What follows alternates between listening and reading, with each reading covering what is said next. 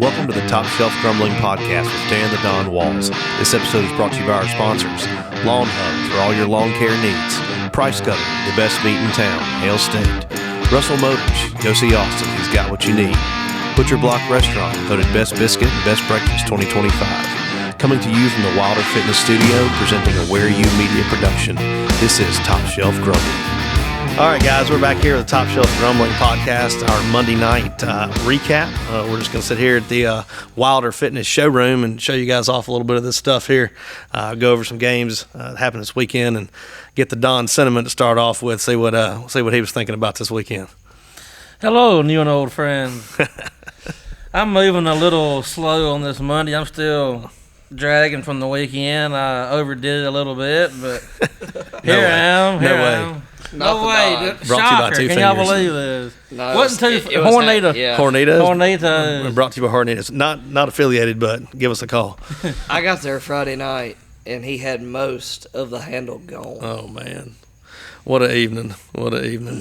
What games are we going with here? Just kind of some random grumblings from the weekend. On my end, had a good day Saturday, gambling-wise. Sunday, I did not. I went 4-7 on the week to move to. I'm now 10-10 on the year on NFL. 10-10. 10-10, 500. You might as well just put that in your damn pocket. And not even bet NFL anymore, but it's no fun not to bet. So there you go. Had a couple of bad beats on Saturday, but also got lucky on a few too. So all in all, it was a very good Saturday, but. Who was the bad beat? USC Utah. was up big. That was not a bad. That was just an ass kicking. USC was up big and ended up letting Michigan State backdoor the cover. They did. Miami, Ohio was up big and actually ended up losing that game, much less covering. But I got lucky on Oklahoma. Yeah. And Auburn kind of got some bad calls in that game. Auburn got hosed. Auburn got absolutely hosed. I saw so much about that, and Hugh Freeze was press conference. He was, pretty frustrated. You could tell about the whole situation. And the SEC officiating came out and said, "Hey, we missed it," and it was blatant. And what do you do? I mean, that's momentum swing. That could have changed the game. It didn't win them or lose them, but it definitely was. Could have gone a long way to changing that game, because that was a momentum game. I mean, Oklahoma and Auburn seemed pretty evenly matched for most of the game, and just a couple of plays, changed the outcome of that. And speaking of bad beats, Sunday, you're never going to see a bad beat worse than this. It's going to be probably the bad beat of the year. I don't see how it get any worse. The Rams -4. I had them +4.5, and they blocked that field goal there at the end. They're running back for a touchdown. But it wouldn't have mattered on mine. I still would have lost a little bit. Did you see the guy who blocked it? Instead of going after the ball, he went and tackled the Rams player to make sure that the other person behind him could pick the ball up and go score. It's very selfless. Man, that's a heads-up play, too. Also want to preface this. The only reason my record in NFL gambling is not worse than 10-10 because I didn't bet last Sunday on any of it. That's one way to keep yourself from losing. But I've been doing good on college all year long, knock on wood. You're going to have losing days sometimes, no matter what, if you gamble long enough, I promise you. But well, we're getting into a spicy one this weekend. Yeah, I don't know about this weekend. I've looked, but I don't really see nothing really jumps out at me. Bunch of fishy lines. Got some good games. Yeah, you do a lot of finding out. Got the Ryder Cup coming up as well. We're going to discuss it a lot more Thursday. Absolutely, we'll have a nice Ryder Cup breakdown on Thursday episode. What of the college game on Saturday, other than, let's even talk about the Rebels. Trinidad Chambliss, once again, he walked out there and looked like he'd been in Lane Kiffin's system for 3 years and threw every pass, and we don't know how great Tulane's defense, actually was. They didn't. I think Tulane, you judge by the last 2 or 3 years, Tulane's pretty good. Yeah. And they got into the red zone 3 or 4 times and just didn't come up with any points out of it, too. Mm-hmm. I'm still concerned about our run defense. We end up holding them to 178 yards. 178 yards, 300 total yards. In today's age, you hold somebody to about that. And a garbage touchdown at the end of it. That's good. And ever since the second half of the Arkansas game, they ran all over us the first half, but we shut them down for the most part. The second half, they only scored 7 points. Now, granted, they were driving at the end of the game to take the lead, but we punched the ball out. That's part of it. That was the game-winning play. Hopefully, we got our defense shored up because I'm worried about LSU's run game. Well, and Garrett Nussmeier is a different animal too. He's going to sit back there and sling at places. And we've seen athletes at quarterback, and then we saw Retzlaff, and we found out that he's not really. He was seeing ghosts or whatever was going on. He was not. He was 0 for 7. Robert Lane's son. Yeah, just like Robert Lane's son is seeing ghosts. But we'll see a different quarterback on Saturday. LSU hadn't been just setting the world on fire. That Clemson win looks like nothing now. No, but Ole Miss's secondary worries me with his ability to sling it across the field. I do too. We've got some holes, but LSU's got some holes too. They haven't been. Every other team does. We're just going to have to. It's going to be I think it's going to be a good football game. Try to outlast them. Absolutely. Go to hell, LSU. By the way. Hell yeah. All right. And our dogs took care of business against the Hold Fighting. on, I got one more question. All right. So we're sticking with Trinidad, right? I would be surprised if he doesn't. Here's the thing that momentum until and also too is Austin Simmons. I think he's got a high ankle sprain. If I'm watching from what he looks like, I don't think he's 100%. He's not 100%, and that's what Lane Kiffin said today. He said if he's 100%, he's our starting quarterback. I think that, and I joked around and said maybe somebody's going to pay the doctor a big wad of cash to say he's 95%. I would. We got the bye week coming back this weekend. Yeah, we got that. Get him healthy, and figure out what's going on. But I've never. It's like, got a quarterback controversy. It's not a controversy when you have two capable quarterbacks that can go out there and win the game for you, and I think that's what we have. Well, I think Trinidad's proved himself well enough. I think he's done a good enough job in the past 2 games to take on the starting role this weekend. He has. He absolutely has. He's got the hot hand for sure. Big game, Seamus. What's your sentiment on? What do you think? Ride momentum until it gets slow. We got something good going. We're able to run the football, throw it so far, and of course the 2 defenses that we've played the last couple of weeks aren't just overly stout. This weekend's going to tell a lot, and we got our work cut out in front of us, I think. So, Agreed. I guess we're going to talk a lot more about this game later in the week. Oh, absolutely. Indiana's the real deal. Signetti. I picked Indiana to win that game. I didn't think they was going to do that. My God. That was a stiff. That was a lot. A stiff one. I watched that game. What wrecked that whole game was the defense, the front 7 on the defense on Indiana. Illinois could not. Nope. Altmaier didn't have a clue. He looked like he did in the dang Sugar Bowl. It was bless his heart. He get the ball, and all of a sudden it was like, hey, I'm looking for a way out of this. He couldn't sit in the pocket, and he couldn't get out of it either. So, and that home field makes a big difference. So that I don't think it would have mattered if they'd have played that sucker at Starkville High School. Just their offensive line was just completely dominated. Getting whipped, And I think that's what we're seeing a lot in college football. You get a couple bad matchups on the front there, and it can dominate a whole game. And I said it, for the last couple of years now. NIL is bringing more of an NFL look to college football. Those teams. You look at last year what Kentucky did to Ole Miss and Georgia. And then they'll turn around and just get curb stomped. Yeah, I think it's all has to do with matchups, and even one receiver, can make a big. Yeah. Oh, it's definitely becoming more like the NFL game. You see, look at all these point spreads. You don't see like State and Tennessee this weekend. That's we talked about them the other week. Going to be a touchdown spread by the time it's over. Constricting all the point spreads are constricting down like NFL games are.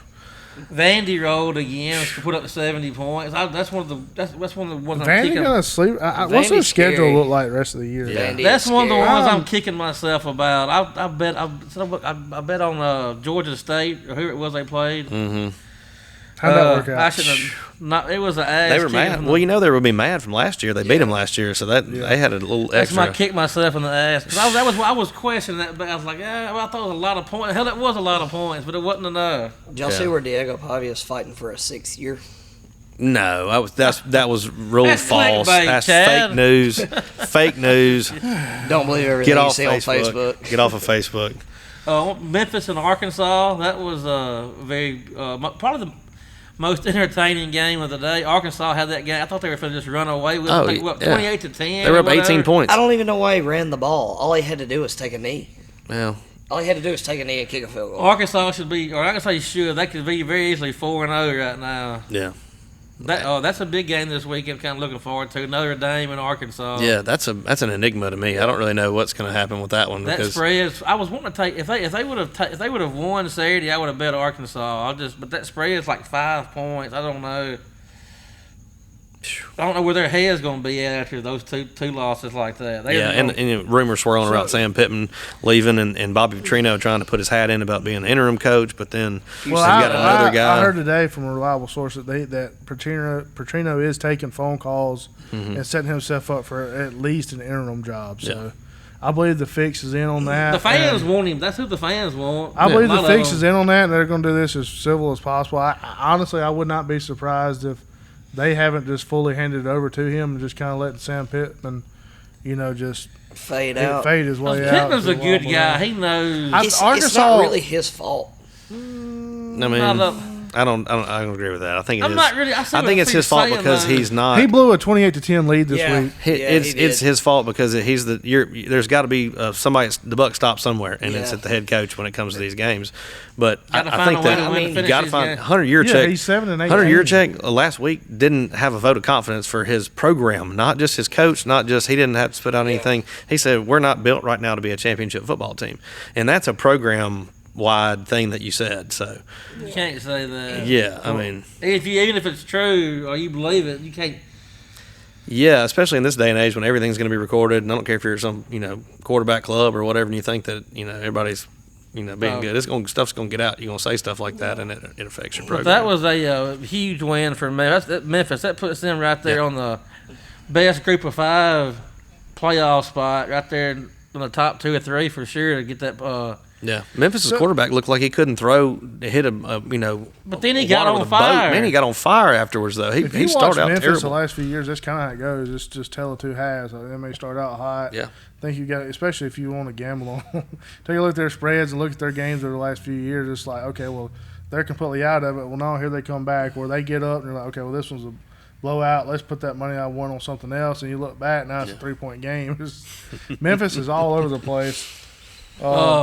I was looking at going back now and looking at Vanderbilt's schedule. Yeah. Oh yeah, I want to see it's a gauntlet. After this week, this week they have Utah State. Should be a win. Should be a pretty convincing win. Then they go to Bama. They get LSU at home. Ooh. They get Missouri. They got to go to Texas. They get Auburn, Kentucky, and Tennessee. Dang. So out of that, right there, I mean, you would think Kentucky. There's a chance Missouri 3 wins, maybe and 4. just depending on where Auburn's headspace is. Yeah. Speaking of Auburn, Speaking of Auburn, Jackson Arnold. They got some bad calls, but Jackson Arnold didn't look very damn good. No. He looked like he did last year. Yeah. But is that Oklahoma's defense being that maybe good? Oklahoma's defensive line was very good. I think Jackson Arnold. I don't think he's a bad quarterback. He hadn't taken that next step. He was a 5-star number 1 quarterback coming out of high school. He hadn't shown quite that. When he went to Oklahoma, he was number 1, right? He was a consensus. Or one of them. Consensus 5-star quarterback coming out of high school. I still think Auburn's got a pretty good team. I still think they can. Their defense is going to keep them in a lot of games. They can figure it out offensively. I still don't rule them out of being a top 12 team if they can find out a way to score. Skadoosh. Mississippi State looked really good again. They kind of sputtered the first few quarters. The first half was but. They're way better than I thought. I had them winning 3 or 4 games. I think they got a good chance to get to 6-6. They still got a gauntlet coming up. Big game this weekend. That the spread's not that high. They wouldn't be that big of an upset if they beat Tennessee this weekend. Yeah, I mean that's going to be. I think it's going to be it's just a testing weekend. I mean it literally is. You look around the whole board, one of those weekends, and it's one of those weekends where it's like, all right, well we'll find some stuff out, or That means don't bet too much this weekend because you got just a lot of up in the air. Up in the air for sure. LOL at Dabo and Clemson, by the way. Couldn't happen to a better bunch, right? I just can't stand his smugness, and he was talking about. I hadn't seen his presser yet. If players started getting paid, he was going to quit and all this shit. And he was just. he said they were going to build NIL out of God's name, image, and likeness. I mean, he's just the smuggest ass on the planet. Won't use the transfer portal hardly at all. He didn't get with the times. Trying to prove. Even Nick Saban said, and I know Kyle commented on something I put on Facebook, but I mean, come on, for God's sake. And look, he wins 9 or 10 games a year, but that press conference was. It reminded me of the Houston Nut 50 years. It's been 50 years. It's been 50 years since we went to the Cotton Bowl. 50 years. We're a week removed from Brian Kelly saying, "You're spoiled." Just beating the table. I hope there's tensions are high. Season's spoiled after this. What did Dabo's presser look like after the I hadn't seen it. I didn't watch it either, but I'm sure it was somber because I hadn't heard or seen anything that he said. There's been nothing. I'm sure they'll win the rest of their games. And I saw a clip of it, but I can't for the life of me remember what he said. I need to go look at it. But it wasn't as bad as you would think, but it wasn't just a. It's not a Sam Pittman. I don't know. Why that damn jukebox? Play that jukebox. I hope Sam Pittman gets a case of them cold beers because he's gonna need it when he rides that. He's gonna be fine. Hell, I'll give him about $10 million to step down, and he'll live on some cabin up in the lake. I bet Sam Pittman's gonna have a heck of a time with that $10 million. I can see them offering him. I'd love to have a beer with him. Kick it with Sam. Cool Seems like a nice guy. They say he's one of the best offensive line coaches there is. I can see Arkansas just kind of like. Hey, we're just He'd gonna do swap it probably. roles. What if we did? What if we poached him from there? They let him go. We bring him in. There was a rumor that whenever Kiffin got the job, it was going to be Sam Pittman, the O-line coach in Arkansas. He made a pitch to Arkansas. He had this plan, and they bid on it for some damn reason. It must have been he hadn't been he's had some moments, but likable guy, but just as. Yeah. This year, them already having 2 losses is inexcusable. They should have one at the most. You can point to coaching decisions and coaching things that somebody said. Happen, I don't. There was one of the NFL quarterbacks yesterday said, "I wish I had said, hey, hold on to the ball before this last, or get upfield or whatever it was to one of the receivers." And it's like, did Sam Pittman say, "Hey, hold on to the dang"? Was he on top of, or somebody was on top of it, or had somebody that said, "Hey, make sure you hold on the ball"? That was especially after last week. Last week, you got to that's got to be the number one thing on your mind. He's 7-18 in one-score games since he's. And maybe that's a trend. That's not just happenstance. Yeah, and that's a lot of one-score games. Yeah, and flip-flop that to be kissing his. On the lips, they would be. But I know you lose that many one-score games. That's coaching. There's nothing other than that. That is coaching. Yeah, you got to find a way of winning those close games. Well, big week ahead. Like I said, Ryder Cup, LSU. Go to hell, LSU. Go to hell, LSU. Big show Thursday night. Y'all got anything? Y'all got anything else? Where's what's our record? Where we go this week? Oh yeah. Let's go over. Dan Ray went 5-3. That moves him to 17-6. He stays in first place. 17-6. 17-6. I know you're a little hoarse over there, little C. So I'm gonna repeat what you're saying just to make sure the folks can hear. The Don is 17-6. The Don is 17-6. Let's say it one more time. 17-6. Okay. I went 4 for 4, so that put me at 15-8. 15-8. And then Big Game Seamus went 6-2. Oh, nice week. Nice week. turnaround by Big Game. Here. He goes to 14-9. Man, long season.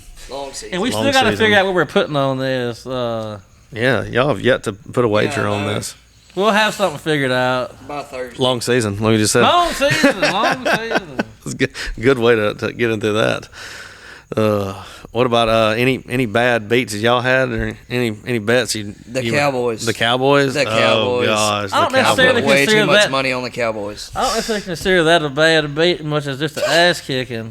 I consider a bad beat the game you had won at the end, and then some bullshit happens. But it was a terrible ass kicking. Yeah. It was a terrible ass. I could just say a bad beat could also be a game that you might have some confidence in. I had confidence in that game. You had a lot of confidence in it, and you got beat. It also could be. I guarantee you one thing: you don't have to worry about the Don taking the Cowboys anymore this year. My bad beat of the weekend had to be Tampa Bay. Actually, the Bucks. Yeah. I mean, they had a chip shot field goal to cover with 30 seconds left, and it got blocked. And then Baker went down there in 15 and kicked another field goal to win. So I didn't have any bad beats. I had some good wins though. That what am I talking about? Texas Tech, went on the road and. Yeah, that looked good. Environment at 11 o'clock. Won that one. UNLV was a that was a head scratcher. Dan Mullen found a way. I sent some picks. Anyway, I sent like 6 picks in. I think I won 5 of the 6. So I had a real good. Heck yeah. A real good Absolutely. I wish I'd have followed you and not bet on Sunday. I lost be- Illinois. I did take Illinois, but all in all, I had a really good. The NFL is just so tough to win on, man. It's It just is. It's hard. colleges. When I used to do good on NFL, the past couple of seasons I've been doing way better on college. I did real good on NFL last year, not so good on college, but this year it's been the exact opposite way around. By the half point, guys. Absolutely. By the half Always, point. I found out the hard way. One teaser or parlay a weekend. I actually won a good Won a parlay. Parlay. Saturday. Nice. Had Memphis Don't you hate when that Mainline in happens? Get you more Yeah. confidence. it. No, don't. Well, I will Two say this: I parlays. did throw a parlay out on NFL yesterday. I didn't bet much. I lost every one of them. It happens. That's how it happens. Well, guys, we got anything else for this That's about this it. evening? That's it. Go to hell, LSU. Go to hell, LSU. Go to hell, All right, LSU. for Little C, we got the Don, Big Game Seamus, and Sir Producer. It's been the Thursday. Monday night recap. We'll see you guys on Thursday. It's been Top Shelf Grumbling. See you guys. See ya. We'd like to thank our sponsors, Lawn Hub, Price Cutter, Russell Motors, Butcher Block Restaurant, and Wilder Fitness. You can find us anywhere you get your podcast. Now on YouTube. Please like, share, subscribe, and leave us a comment. Thanks for listening.